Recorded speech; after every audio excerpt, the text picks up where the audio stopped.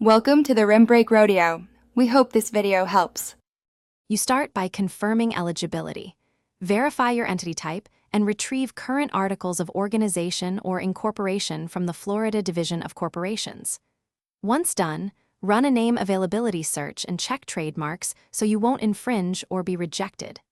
Prepare supporting items: the current FAIN, owner or officer ID, and a credit card for filing fees. This gets you ready to file the appropriate amendment or fictitious name registration immediately without delays.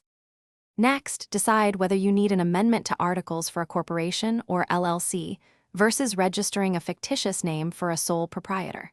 Then complete the Division of Corporations online form.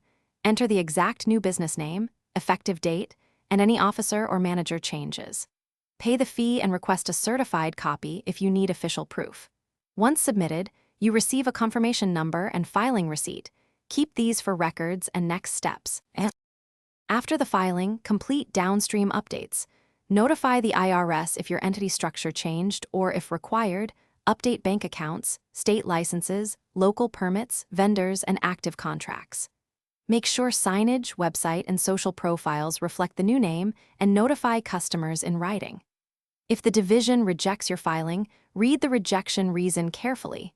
Correct exact name formatting, owner information, or fee payment, and resubmit. Thanks for watching.